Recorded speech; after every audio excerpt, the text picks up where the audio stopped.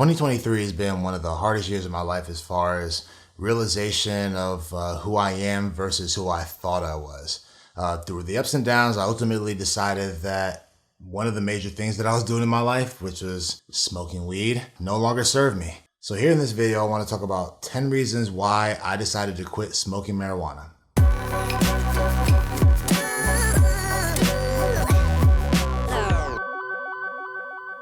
Hey, what's going down? I'm Moses Chris, and this is my channel full of ups and downs of life and my processing of what's happening to me so I can move forward better and just make better decisions and do good with myself. This year, I decided that I was going to stop smoking marijuana after 15 years of daily heavy use. I had a lot of things going on that kind of led me down the path, and I wanted to go over some of those things today. Now, I'm not trying to say that anybody out there that's experiencing hardship or using cannabis to get through life is wrong. These are just some steps that I examined in myself and things that I wanted to change in myself. Number one, getting a hold of my mental health. Earlier this year, my wife and I were having difficulties in our marriage, and she let me know that a few things were going on as far as my emotional instability, ups and downs, walking on eggshells, etc., etc. And at the time, I had no idea of the things that I was doing. So I decided to go into therapy to try and dig deeper and see what was at the core of it all. And discovering session after session, therapist after therapist, psychiatrist after psychiatrist, that had a slew of things that were going on in my mind. One, I got diagnosed with ADHD about June, July timeframe. And following that, a couple months later, I saw a psychiatrist that diagnosed me with Bipolar 2 and PTSD. All of those things swirling around inside of me just caused a lot of confusion. And I was using weed in order to calm myself and kind of deal with the day-to-day. But I started medication for bipolar, and I was starting to just feel like I was losing a grip of what was going on inside my mind and how to control it. In stoner culture, we all know and believe that, weed can help with our anxiety and such. But after heavy use, the science says that it actually adds to your anxiety, takes away from your sleep, and takes away from the things that actually help us to live a healthy lifestyle. I wanted to take all that out and get myself back to baseline so that I could get a real hold of what was going on. Secondly, just like I was talking about, I was having growing anxiety.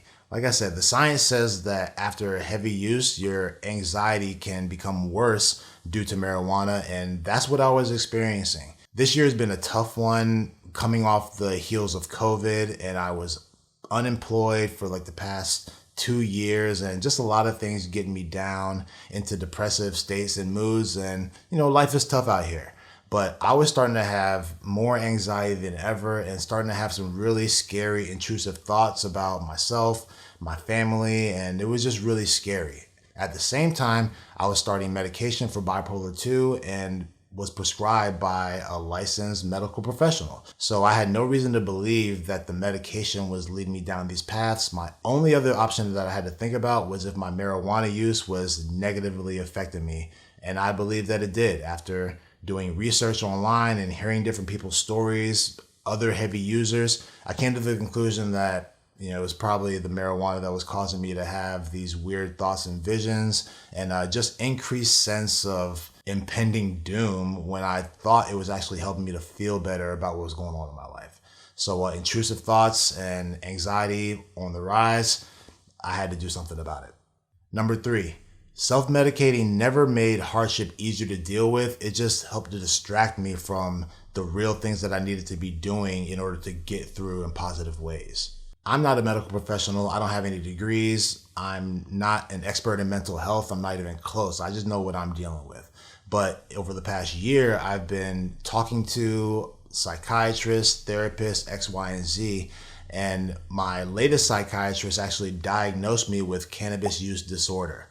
And I was a heavy smoker thinking like, oh yeah, man, I used to smoke a lot of weed. But digging into the science, I started to see that that stuff was really not helping me in the long run. What happens when we smoke weed instead of actually dealing with life's issues is that we rob ourselves of creating positive ways to cope with the issues that come up in life.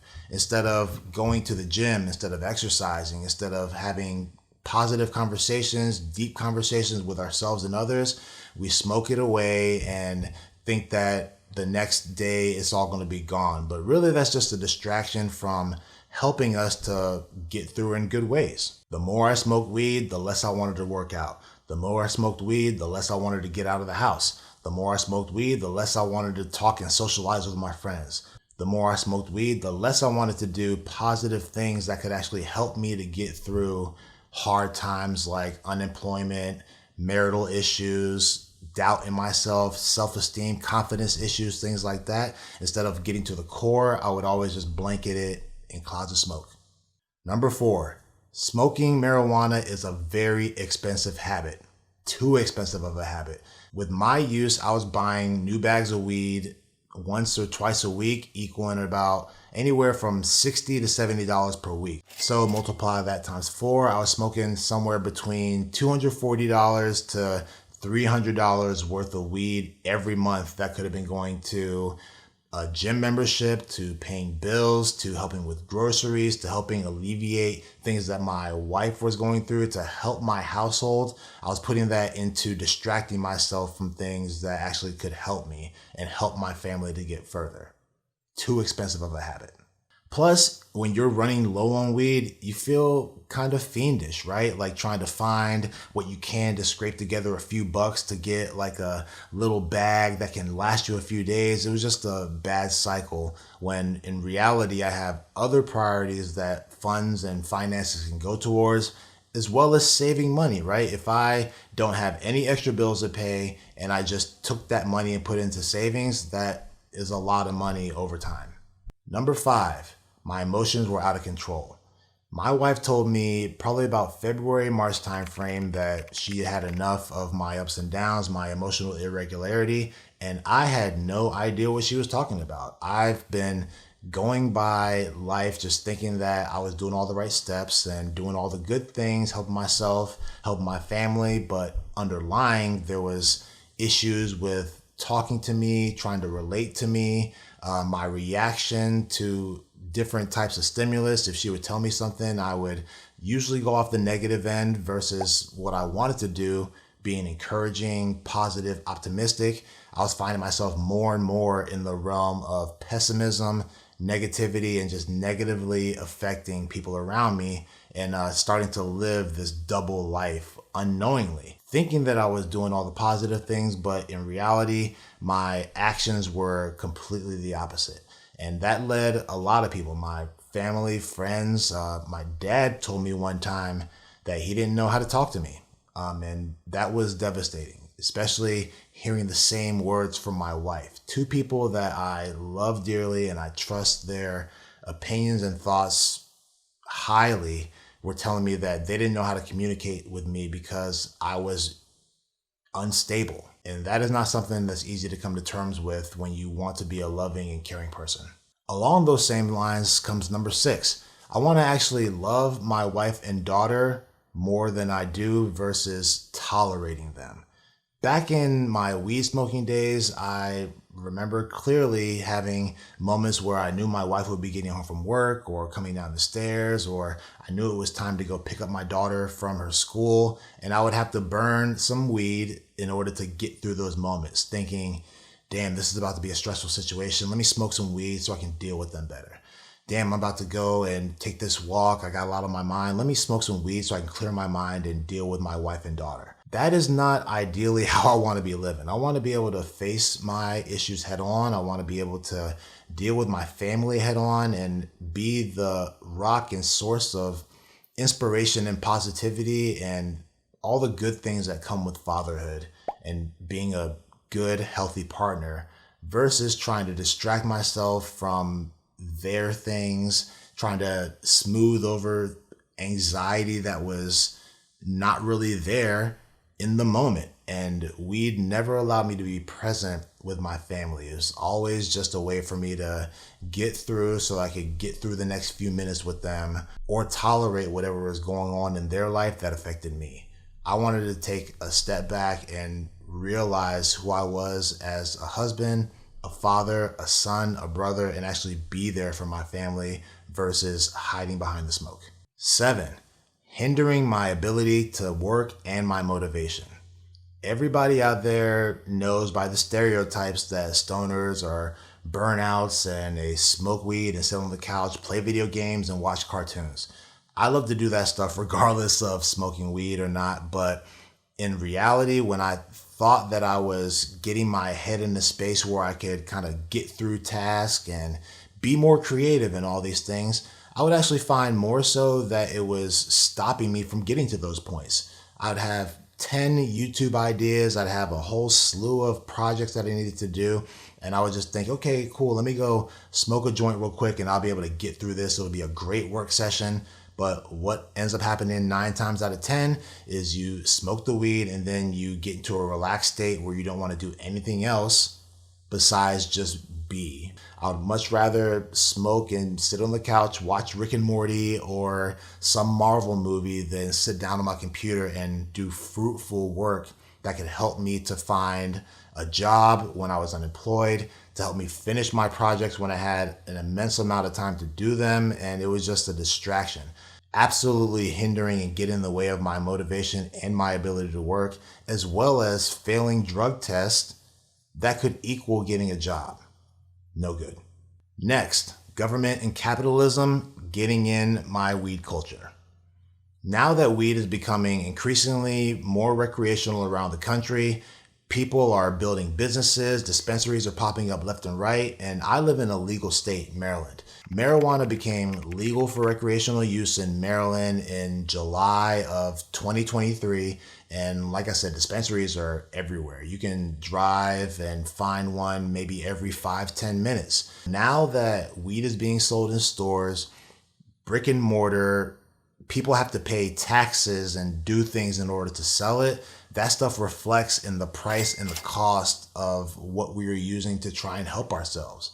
So inherently with capitalism, anytime that there are profits to be made, anytime that there are bills to be paid, we don't know how much of that influence is going into what we are consuming, right? So people are not only raising prices on the product, but they're adding extra things in there to try and make their product stand out from other people's products.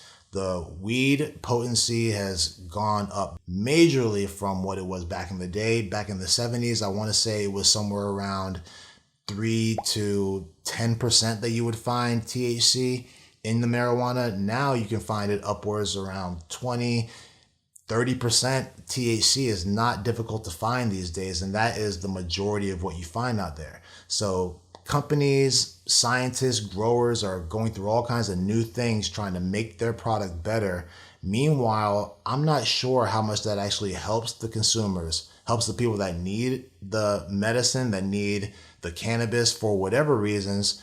I don't think that that has our best interest in mind. And my conspiracy theory already having self is already weary of the government, is already weary of capitalism involved in everything I do. One thing that I did not need was it being involved in my usage in order to cope with life. That's not good. Number 9, it was mostly just a cool thing for me to do, quote unquote. After thinking about all the reasons why I smoke weed, to calm my anxiety, to help me feel better about life, to get through troubling times, I couldn't really pinpoint why I was reliant on marijuana specifically to help me with all that stuff. In the end, I really just liked having the weed in my hand and smoking with my friends and smoking to watch a movie and smoking to play video games and just smoking to just exist and take a walk, like nature wouldn't be stimulating enough without me being high.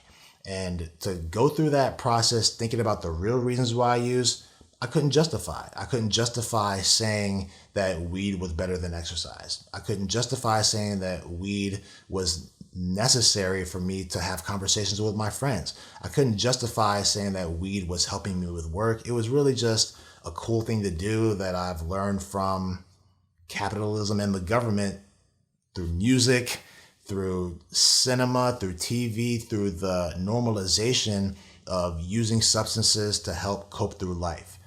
I couldn't think of any real reasons besides just being a cool person. And side note, I know a lot of cool people that abstain from using any substances. It's not an excuse.